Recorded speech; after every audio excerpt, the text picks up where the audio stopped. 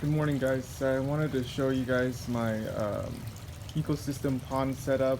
If anyone's doing their pond right now and have some questions, I've done quite a bit of research and lots of experiments and ups and downs. So just wanted to see if I could clear up some things for you guys. There's gonna my next pond build, which I will build another one when we get a different house. It's gonna be a lot different. So just wanted to see if it could help somebody out.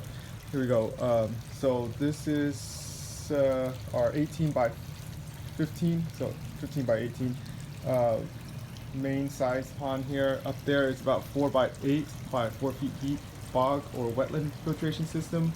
And these are the products that I use inside the pond. Just two types of beneficial bacteria, one liquid and one powder, and then the water conditioner. I have lots of plants. These rocks were collected for free on Facebook and Craigslist. Lots of these plants I collected around the yard or on Facebook trades. Larry from the group here gave me a lot of it actually. And so this is kind of a walk around here. So I built it up a little bit with a berm. Since we get a lot of water here, the land kind of slopes down a little bit and everything goes into the park back there. So I built up a berm to help with the water, and then the French drain here, since I had one time where there was so much water it lifted the whole pond up because of the hydrostatic pressure that was built up on the bottom due to lots of rain. So anyways, I've directed all of the water towards the park also. There's a skimmer box there.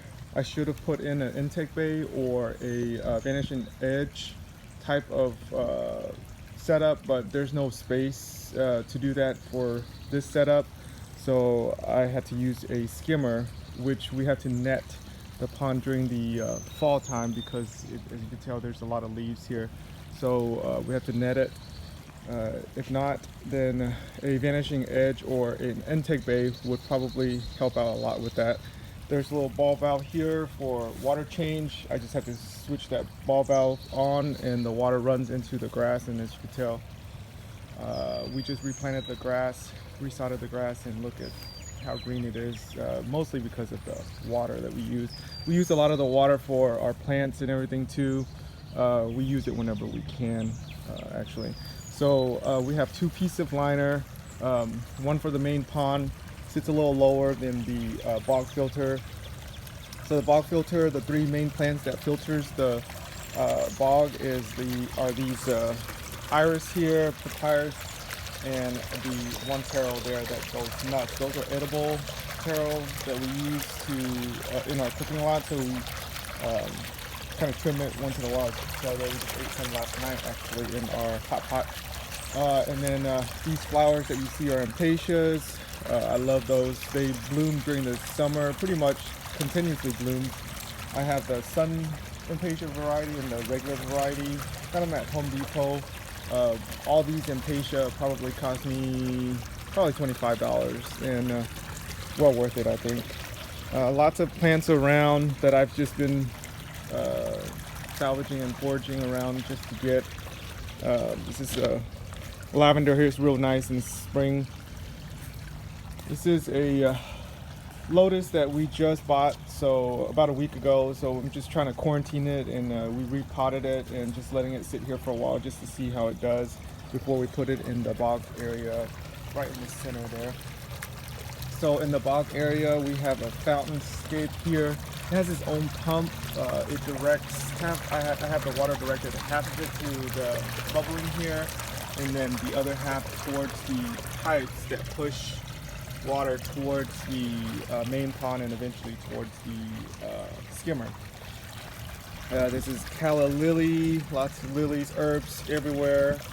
We love these watercress. Just got trimmed and eaten also last night. And then the trimmings that we take off, we kind of take just the stems and put them right back in, and they start to come back up here. This is about a week ago. That's a hosta, some creeping jenny. My creeping jennies don't really do very well in here for some reason, but got some pennywort. We eat a lot of those too. We actually reduced it And there's some back there too. Lots of mint. This is a star, Texas star hibiscus. Some other plants here. These pickerel we salvaged from nearby park. I don't even think that's legal, but that's okay. There were a lot of them. These taro type plants here, we bought the bulbs from, well, they're edible, so we bought it from the Asian store, and we just put some in the ground. And once the few roots come out, we plop it right into the gravel, and it does really well. These are probably a month old. That's lemongrass, also about a month old. Also just plop right into the water, the ends of the lemongrass.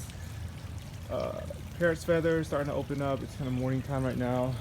And then there's a dahlia there, some more taro type.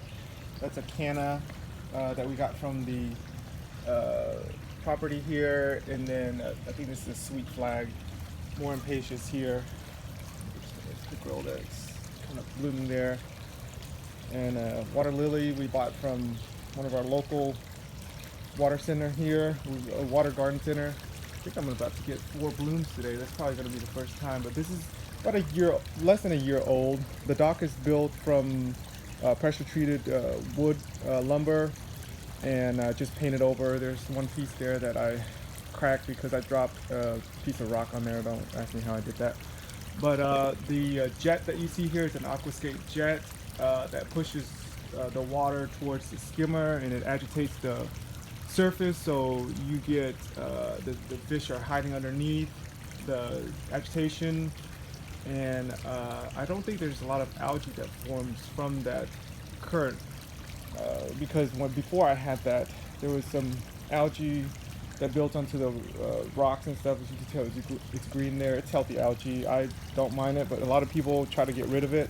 I think it's great because the fish just suck on it like it's a lollipop. This is some interesting comparison here. So this is magic. I think it's black magic elephant ear. This one was the smallest of the bunch, and I just popped it right there. And then these are were the bigger ones, and this is a comparison there on how well it grows in the water versus in the land there. Banana did really well too. The banana actually grows inside the pond, but it got too large, so I only have one here. This guy right here was from the pond, and I had to take it out and put it right next to this guy because it got too big inside the pond. So again, lots of herbs that grow really well here. This one has a fire that you could actually set a fire on top of this little fire. I don't even know what it's called, but it's pretty cool. But it has light in there. I have lots of lights around. These solar panel lights here, it looks like flames. They're kind of spread around here. This also, and there's one up there. It's a solar panel torch, and it looks exactly like real flame, so I really highly recommend it. It looks pretty cool at night. And then it just kind of, the water pumps from the skimmer into the bog, and it just kind of goes into the bottom, and it overflows back into the pond there. These are just stones that I put right here for stepping across for our puppy to run across.